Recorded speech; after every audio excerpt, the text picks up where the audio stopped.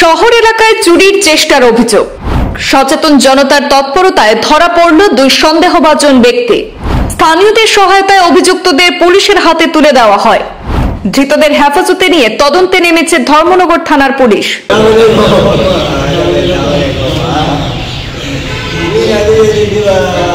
উত্তর ত্রিপুরা জেলার ধর্মনগর শহর এলাকা থেকে চোর সন্দেহে আটক করা হয়েছে দুই ব্যক্তিকে। ধর্মনগরের নয়াপাড়া এলাকায় চুরির ঘটনার চেষ্টাকালে জনসাধারণের হাতে ধরা পড়ে এই দুই ব্যক্তি। স্থানীয়রা উত্তম মধ্যম দিয়ে পুলিশের হাতে তুলে দেন। ধৃতরা উত্তর হরুয়া এলাকার বাসিন্দা রামকৃষ্ণ চক্রবর্তী এবং মধ্য নোয়াপাড়া এলাকার রাজীব মালাকার বলে জানা গেছে। প্রত্যক্ষদর্শীরা জানিয়েছেন, সন্দেহজনক গতিবিধির কারণে স্থানীয়রা তাদের অনুসরণ করে এবং পরে হাতে নাতে ধরে ফেলে। ধর্মনগর থানার পুলিশ ঘটনার সত্যতা নিশ্চিত করেছে এবং তদন্ত শুরু করেছে। তাদের সঙ্গে কোনো সংঘবদ্ধ চক্র এই কাজে যুক্ত রয়েছে কিনা তাও খতিয়ে দেখা হচ্ছে। এই ঘটনার পর এলাকার মানুষ পুলিশের উপর চাপ বাড়িয়েছেন যেন খুব তাড়াতাড়ি এই চুরির ঘটনার লাগাম টানা যায় এবং দোষীদের বিরুদ্ধে কঠোর পদক্ষেপ গ্রহণ করা হয়। ধর্মনগর এলাকায়, নর্থ ত্রিপুরা, বিশেষ করে নর্থ ত্রিপুরা এলাকায় বিভিন্ন স্থানে দেখা যাচ্ছে মানুষ একদিনের জন্য বাইরে যেতে পারছে না। যখনই কোনো যায় ওরা খবর পেয়ে এসে পুরো লন্ঠমন্ট করে নিয়ে যায় চুরি করে। মানুষ বিভিন্ন পরিশ্রম করে, বিভিন্ন টাকা উপার্জন করে এইসব সমস্ত জিনিস করে ওদের যন্ত্রণায় ড্রাগস নেবে আর ড্রাগসের যন্ত্রণায় চুরি কাণ্ড ঘটাবে। সরকারের বদনাম হচ্ছে। যেখানে সরকার এত ভালো কাজ করছে, এই সমস্ত চুরের জন্য থাকা যাচ্ছে না ধর্মনগর এলাকায় এবং বিভিন্ন এলাকায়, বাগবাসা এলাকা বলুন, কদমতলা এলাকা বলুন। আজকে যখন আমি আমার ছেলেকে নিয়ে ওইদিকে যাচ্ছিলাম, হঠাৎ করে রমেশ্বরণীতে দেখতে পাচ্ছি ওই দুটা চুর মানুষের বাড়ির দিকে তাকাতাকি করছে।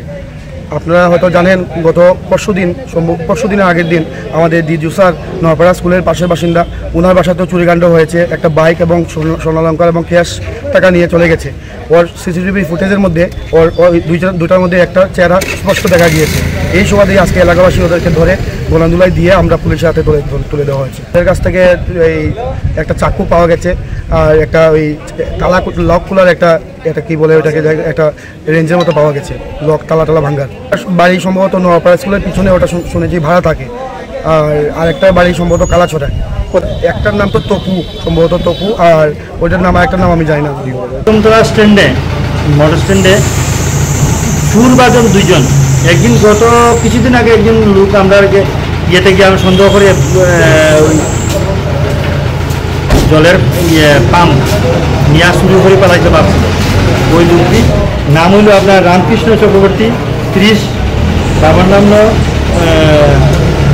সরল চক্রবর্তী, নর্থ লোয়া এক, আর আরেকজনের রাজীব মালাকার আর যুগেন্দ্র মালাকার, যেটা মধ্য নয়াপাড়া। তারা ড্রাগস ইউজ করে এবং চুরের সাথে তারা ইনভলভ আছে। আমার কাছে আগে ইনভলভমেন্ট ছিল, এদের নামে অভিযোগ ছিল, অভিযোগ আছে। আর আজকে এখানে নয়াপাড়ায় বাসাতে, প্রত্যেক বাসাতে ঢুকে দেখতেছে কোন দিকে কী আছে না আছে। এই তাদের পাবলিক তারা পাইছে, পাওয়ার পরে ধরছে, দইয়া নিয়ে স্ট্যান্ডে নিয়ে কিছু উত্তম মধ্যম দিয়ে আমরা টেলিফোন করছে ঘন্টাখানেক আগে, আমি এখন নিয়ে এসেছি।